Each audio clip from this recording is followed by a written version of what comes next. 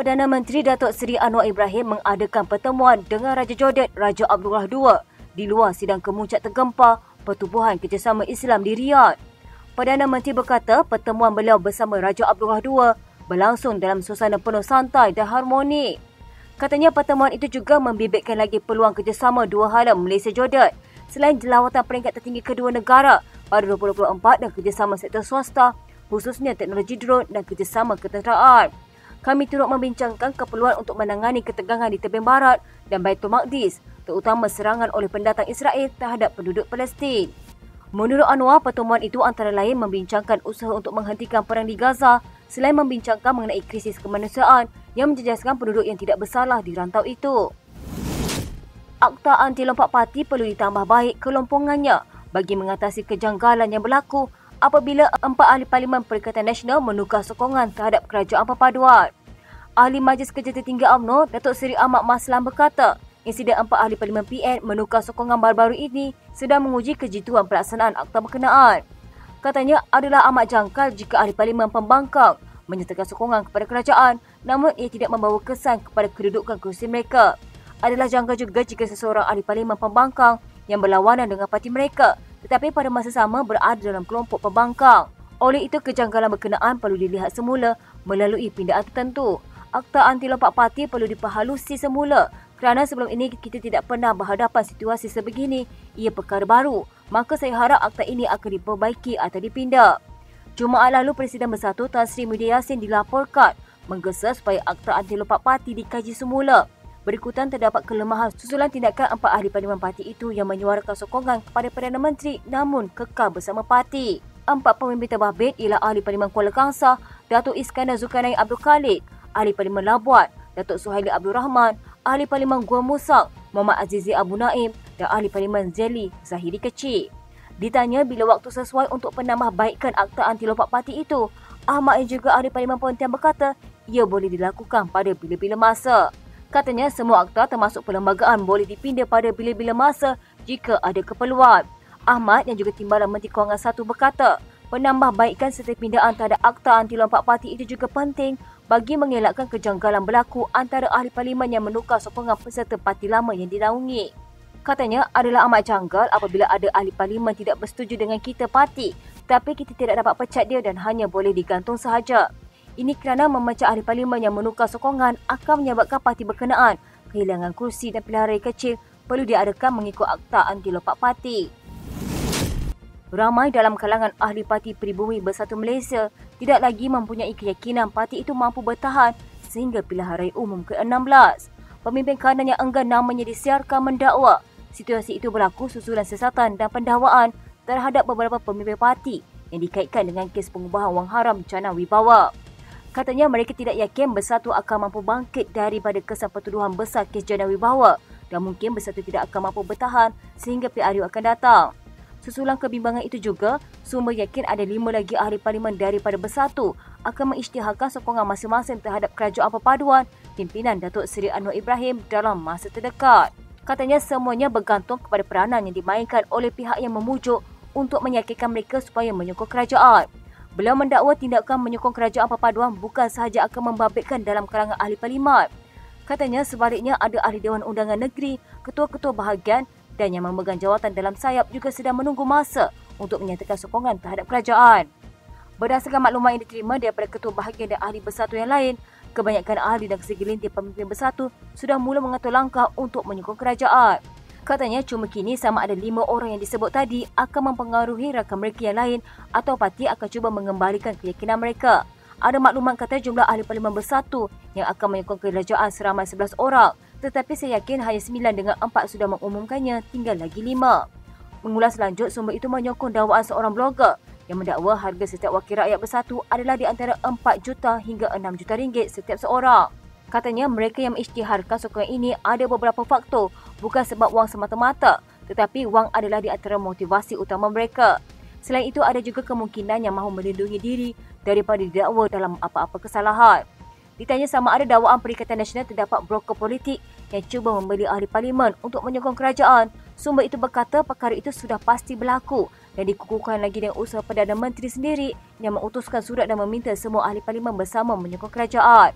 Setakat ini, 4 ahli Parlimen Bersatu menyatakan sokongan kepada kerajaan perpaduan dengan antara lain alasan diberi demi memastikan peruntukan disalurkan kerajaan kepada rakyat dalam kawasan masing-masing. Tindakan itu dimulakan ahli Parlimen Kuala Kangsar, Datuk Iskandar Zulkarnain Abdul Khalid, disusuli ahli Parlimen Labuan, Datuk Suhaili Abdul Rahman, sebelum ahli Parlimen Gua Musa, Muhammad Azizi Abu Naim dan ahli Parlimen Jeli Zahari Kecil menyusul. Susulan itu, pihak Bersatu akan membuat laporan polis serta pihak Suruhanjaya Pencegah Rasuah dalam masa terdekat berhubung penyataan penarikan sokongan pemimpinnya kepada ahli kerajaan. Ia susulan dakwaan kemungkinan terdapat tawaran habuan lumayan yang diberikan kepada mereka sehingga mengubah pendirian sokongan kepada kerajaan pimpinan Anwar. Barisan Nasional mengumumkan bekas Panglima Angkatan Tentera Malaysia, Tan Sri Jeneral Raja Muhammad Afendi, Raja Muhammad Noor sebagai calon parti itu sempena pilihan raya kecil Parlimen Kemaman. Perkara itu diumumkan Pengerusi Barisan Nasional, Datuk Seri Ahmad Zaid Hamidi, pada sidang akhbar pengumuman calon BNPRK P040 Kemaman di Menara Dato' On. Ahmad Zaid berkata keputusan itu dibuat dengan persetujuan dengan ketua-ketua UMNO bahagian, ketua wanita, pemuda dan puteri bahagian seluruh Terengganu. Katanya, kami merasakan bahawa tiba masanya UMNO meletakkan seorang tokoh mewakili BN di Kemaman. Tokoh ini telah banyak berjasa kepada negara di luar bidang politik dan beliau telah menyatakan kesediaannya untuk menawarkan diri atas TKBN. Dalam pada itu, Ahmad Zaid berkata, Raja Muhammad Afendi mempunyai latar belakang yang sangat kuat dalam ketenteraan dan telah melalui kejayaan profesional dengan begitu gigih. Katanya, secara pribadi saya amat mengenali beliau ketika menjadi Menteri Pertahanan. Kita yakin calon ini nanti dapat membawa perubahan di Kemaman. PRK Kemaman diadakan selepas Mahkamah Pilihan Raya Negeri membatalkan kemenangan calon PAS Cik Alias Hamid pada pilihan raya umum ke-15. Suruhanjaya Pilihan Raya menetapkan PRK Parlimen Kemaman pada 2 Disember, manakala hari penamaan calon pada 18 November ini. Ahli Parlimen Muar Syed Saddiq Syed Abdul Rahman tidak sepatutnya mengosongkan jawatan sebagai Presiden Ikatan Demokratik Malaysia kerana parti itu masih memerlukan kepimpinannya. Ahli Parlimen Arau Datuk Seri Syahidan Kasim berkata, meskipun aku keputusan dibuat oleh bekas Menteri Belia dan Sukan itu, beliau yakin Syed Saddiq akan kembali mewarnai arena politik tanah air dalam membawa idealisme anak muda negara ini. Katanya, saya melihat Syed Saddiq ini mempamerkan satu idealisme orang muda, di mana orang muda jika kena hukum dengan secara terhormat terhenti jadi presiden, tindakan dia bercuti adalah untuk membolehkannya memberi perhatian kepada kes yang dilihat agak berat. Namun begitu, bagi saya dia tidak patutlah bercuti sebab kepimpinannya masih diperlukan dalam membawa idealisme orang muda yang mahu melihat satu keadilan sama rata diberi perhatian.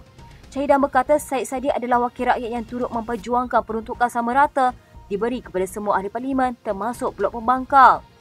Katanya dia memperjuangkan peruntukan sama rata, kerajaan dan pembangkang, namun idealisme orang murid itu terpaksa dibuat dengan satu pengorbanan yang besar oleh beliau. InsyaAllah beliau akan kembali kerana dia masih muda dan tiada masalah untuk dia terus berada dalam arena ini. Kami Perikatan Nasional menyokong beliau, malah saya sendiri menyokongnya. Pada Khamis lalu, Syed Saddiq diperintahkan oleh Mahkamah Tinggi menjalani hukuman penjara 7 tahun, 2 kali sebatan dan denda 10 juta ringgit selepas didapati bersalah atas tuduhan pecah amanah, salah guna wang dan pengubahan wang haram dana Angkatan Bersatu Anak Muda Parti Pribumi Bersatu Malaysia. Sesudah hukuman itu, Syed Saddiq mengumumkan mengosongkan jawatan Presiden Muda berkuat kuasa serta-merta untuk membesarkan nama daripada sabitan hukuman mahkamah ke atasnya. Malah beliau juga tidak akan terbabit dalam politik muda sepanjang tempoh berdepan kes di mahkamah. Jawatan Presiden Parti itu kini dipangku Timbalan Presiden Amirah Aisyah Abdul Aziz yang juga Ahli Dewan Undangan Negeri Puteri Wangsa. Ahli Parlimen Labuan Suhaili Abdul Rahman tidak menyesal kerana masih mempertahankan kursi parlimennya walaupun telah digantung selama 6 tahun daripada Bersatu. Suhaili berkata sokongannya terhadap kerajaan pimpinan Perdana Menteri Datuk Seri Anwar Ibrahim dan dalam masa sama masih kekal bersama Bersatu bukan menandakan karier politiknya telah tamat. Katanya pada pilihan raya umum akan datang, saya boleh bertanding di bawah mana-mana logo dan insya-Allah saya akan menang kerana saya telah melakukan ini demi kepentingan rakyat. Suhaili juga dilaporkan mendakwa sokongan lebih kuat diterimanya di Labuan selepas dia menjelaskan kepada anggota Bersatu bahawa dia akan kekal bersama parti itu sebelum keputusan penggantungan dibuat. Katanya, adakah saya rasa bersalah? Kenapa perlu rasa bersalah? Saya tidak khianat parti kerana saya masih setia kepada parti. Saya tidak tinggalkan kapal, tapi kapal itulah yang tinggalkan saya apabila pimpinan membuat keputusan untuk membuang saya, menggantung saya selama 6 tahun, jadi yang mana satu? Berikutan layanan yang diberikan ke pimpinan Bersatu, Suhaili berkata adalah mustahil dia akan bertemu mereka. Suhaili juga menegaskan dia melakukan perkara yang betul apabila pengundi di kawasannya kini menerima peruntukan sebanyak 4 juta ringgit selain peruntukan lain yang disalurkan dengan garis panduan yang ketat. Katanya, saya hanya melakukan perkara yang betul setelah menyemak dengan pengundi saya beberapa bulan sebelum saya membuat pengumuman ini. Saya beritahu mereka apabila tamat tempoh 12 bulan daripada tarikh saya dipilih dan jika saya masih belum menerima peruntukan, saya akan menyokong kerajaan demi peruntukan itu. Saya tidak boleh terus memberi alasan tidak mempunyai peruntukan kerana saya dalam pembangkang. Pada tahun pertama, kita boleh beritahu mereka, jangan risau tahun depan kita mungkin dalam kerajaan, sila tunggu. Tetapi selepas tahun, adakah saya akan mengulangi cerita yang sama? Presiden Bersatu Muhyiddin Yassin minggu lalu berkata parti itu akan membuat laporan kepada Polis dan Suruhanjaya Pencegahan Rasuah Malaysia atas dakwaan rasuah dan ugutan susulan tindakan 4 ahli parlimennya menyokong kerajaan. Bagaimanapun, Suhaili menolak dakwaan bahawa peruntukan yang diterimanya sebagai balasan menyokong Anwar merupakan satu bentuk rasuah. Raja Jordan Raja Abdullah II pada Sabtu berkenan mengadakan pertemuan dengan Perdana Menteri Datuk Seri Anwar Ibrahim di luar sidang kemuncak tergempar Liga Arab dan negara Islam mengenai Palestin. Kedua-dua pihak membincangkan usaha untuk menghentikan perang di Gaza. Perdana Menteri berkata pertemuan beliau bersama Raja Abdullah II berlangsung dalam suasana penuh santai dan harmoni. Katanya, pertemuan itu juga membibitkan lagi peluang kerjasama dua hala Malaysia-Jordan selain jawatan peringkat tertinggi kedua-dua negara pada 2024 dan kerjasama sektor swasta khususnya teknologi drone dan kerjasama ketenteraan. Kami turut membincangkan keperluan untuk menangani ketegangan di tebing barat dan Baitul Maqdis, terutamanya serangan oleh pendatang Israel terhadap penduduk Palestin. Kata Anwar lagi, pertemuan itu antara lain membincangkan usaha untuk menghentikan perang di Gaza selain membincangkan mengenai krisis kemanusiaan yang menjejaskan penduduk yang tidak bersalah di rantau itu.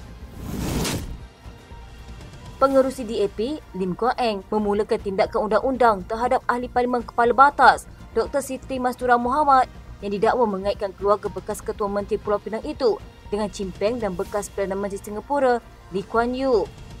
Guan Eng dalam kenyataan berkata ucapan Mastura itu didakwa dilakukan dalam satu ceramah di Kemaman, Terengganu pada 4 November lalu.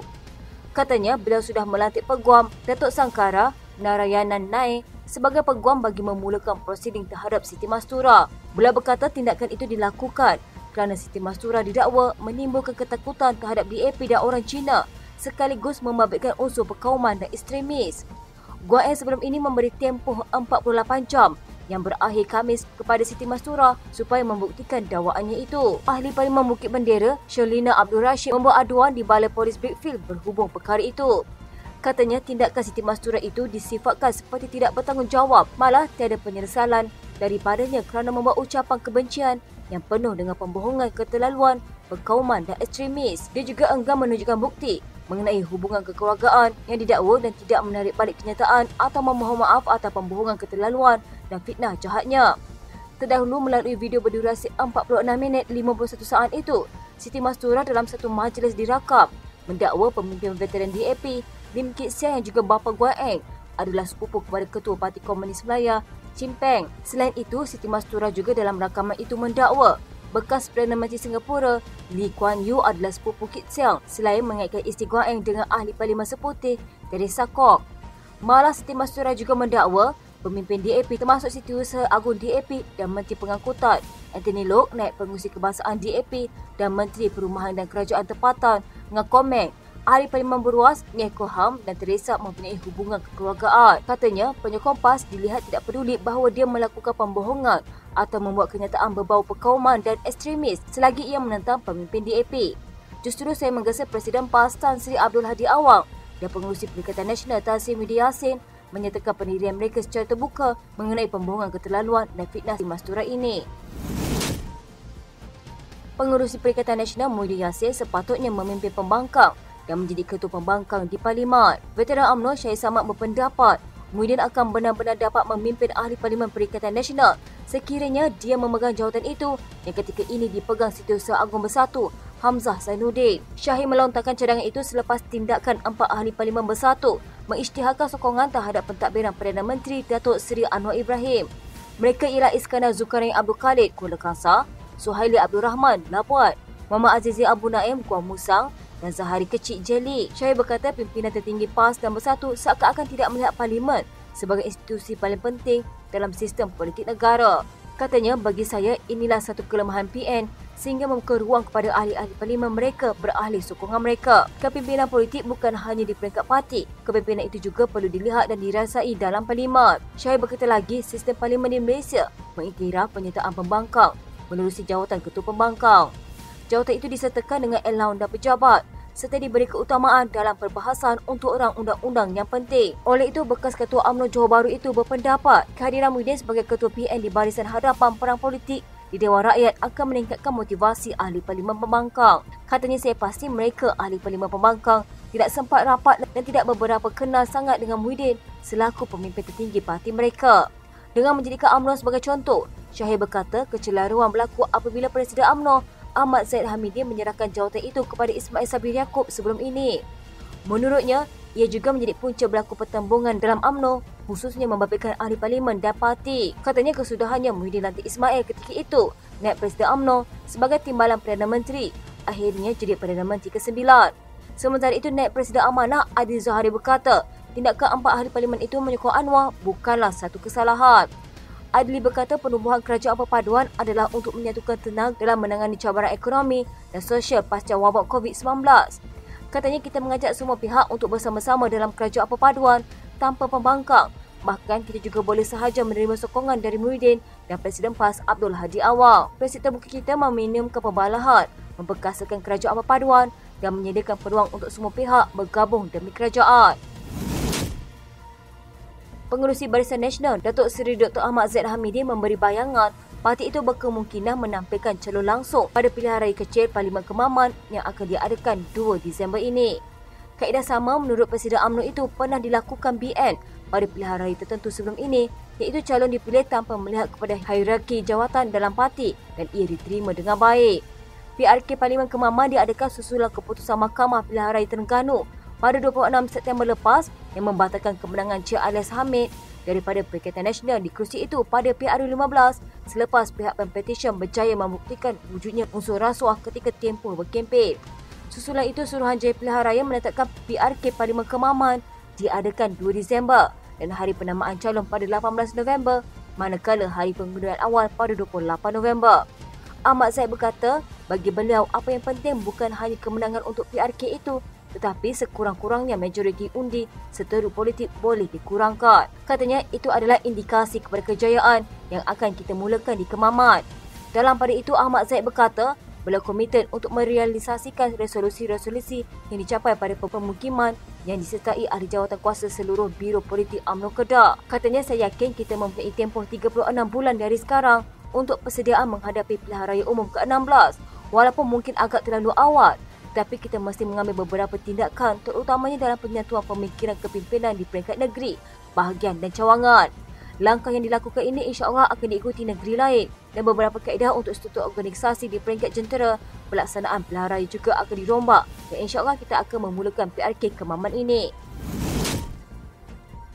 Satu demi satu sokongan ahli parlimen pembangkang terhadap Datuk Seri Anwar Ibrahim memberi indikasi kepimpinan Perdana Menteri itu yang baru hendak mencapai umur setahun mempunyai kredibiliti tersendiri dan diyakini dalam membela nasib rakyat.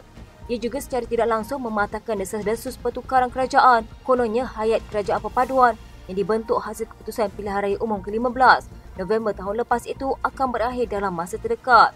Dengan sokongan terbaru 4 ahli parlimen bersatu kepada Perdana Menteri, blok kerajaan kini mempunyai 151 daripada 222 kerusi, jumlah selesa 2/3 di Dewan Rakyat. Penganalisis politik Profesor Dr. Silva Murugab Pandian berkata perubahan ini berlaku berkemungkinan beralaskan keyakinan mereka yang merasakan sokongan perlu diberikan bagi membolehkan segala agenda dan polisi yang dirancang kerajaan persekutuan dapat diteruskan. Ia juga menurutnya memberikan satu bentuk legitimasi moral dan politik kepada Anwar untuk memastikan apa yang beliau lakukan dapat disusuli pelan tindakan yang baik dengan sokongan kepimpinan bukan sahaja dalam kerajaan tapi juga beberapa pemimpin pembangkang. Katanya pada waktu sama, ahli-ahli parlimen ini dapat terus menggiatkan perkhidmatan dan perkara yang perlu dilakukan kepada pengundi mereka. Kesemua 4 ahli parlimen yang menyatakan sokongan kepada Anwar ialah Muhammad Azizi Abu Naim Kuala Musak, Datuk Iskandar Zulkarnain Abdul Khalid Kuala Kangsar, Datuk Dr. Suhaili Abdul Rahman Labuan dan Zahari Kecik Jelik. Malah menurut Timbalan Perdana Menteri Datuk Seri Dr. Ahmad Zahid Hamidi, seperti dilaporkan, lebih ramai ahli parlimen pembangkang dijangka akan mengekori jejak langkah sama dalam masa terdekat. Sementara itu, penganalisis sosiopolitik Pusat Demokrasi dan Pilihan Raya Universiti Malaya Profesor Dr. Awang Azman Awang Pawi bersetuju dengan perkembangan terbaru ini, menyifatkan segala propaganda dan persepsi dimainkan setengah pihak, kononnya kerajaan tidak stabil adalah tidak benar. Katanya, saya kira pernyataan sokongan ini juga sesuatu yang ikhlas daripada seorang wakil rakyat yang prihatin terhadap kawasan diwakili dan tidak bersifat mementingkan diri sendiri. Beliau juga percaya habuan yang diadakan diberikan kepada ahli parlimen yang memberi sokongan itu sebenarnya membentuk peruntukan kepada kawasan diwakili supaya mereka digunakan untuk kesenangan penduduk di kawasan mereka. Katanya bukannya untuk ahli parlimen itu sendiri sebab mereka sudah dibayar gaji, allowance dan sebagainya. Tetapi kena ingat, walaupun peruntukan tidak diberikan kepada ahli parlimen, ada agensi kerajaan pusat yang sebenarnya boleh juga memberikan mekanisme bantuan kepada rakyat. Seorang lagi penganalisis politik, Dr. Nur Ada Kipli percaya sokongan itu diberikan dengan kerelaan hati untuk memastikan kepentingan rakyat yang diwakili serta menyokong untuk pembangunan negara. Pensyarakan Fakulti Sains Pentadbiran dan Pengajian Dasar Universiti Teknologi Mara, Sarawak itu berkata, keputusan ini juga sudah pasti difikir masak-masak memandangkan ia sudah tentu mempunyai implikasi terhadap kedudukan mereka di dalam parti. Katanya sokongan ini juga pastinya berasaskan kepada inisiatif kerajaan yang sentiasa mengutamakan kebajikan rakyat di negara ini secara keseluruhannya. Ahli Parlimen Gua Musa Muhammad Azizi Abu Naim, salah seorang daripada 4 ahli parlimen bersatu yang mengisytiharkan sokongan kepada Perdana Menteri Datuk Seri Anwar Ibrahim, menegaskan keputusannya dibuat demi kepentingan pengundi kawasan yang diwakilinya. Muhammad Azizi yang sebelum ini berdiam diri di tengah-tengah persoalan yang tercetus kerana tindakannya itu, berkata 5 pemimpin tertinggi bersatu telah menghubunginya. Katanya 5 pemimpin tertinggi bersatu telah menghubungi saya termasuk Presiden Parti, tetapi saya tidak bersedia untuk menjelaskan butiran panggilan itu. Saya menerima panggilan mereka selepas 4 tahun menyertai parti itu. Azizi menyatakan kesediaan untuk menghadapi sebarang kemungkinan akibat atas keputusannya itu. Katanya, saya membuat keputusan ini untuk kepentingan rakyat di kawasan saya. Saya harap pengundi faham dan saya serahkan kepada mereka untuk menilai saya kerana kehadiran saya di parlimen juga adalah atas kepercayaan mereka. Azizi juga menegaskan bahawa walaupun dia telah meminta untuk menukar tempat duduknya di Dewan Rakyat bersama 3 lagi ahli parlimen bersatu, namun dia akan kekal menjadi sebahagian daripada wakil pembangkang. Selain Azizi, 3 lagi ahli parlimen bersatu yang menyokong Anwar ialah Zahri Kecik Jeli, Iskandar Zulkarnain Abdul Khalid Kuala Kangsar dan Suhaili Abdul Rahman Labuat. Presiden Bersatu Muhyiddin Yassin berkata, parti itu akan membuat laporan kepada polis dan SPRM mendakwa terdapat unsur sogokan dan ugutan untuk mendapatkan ahli parlimen partinya mengisytiharkan sokongan kepada Anwar. Iskandar dan Suhaili masing-masing telah digantung daripada Bersatu selama 4 tahun dan 6 tahun oleh Lembaga Disiplin Parti.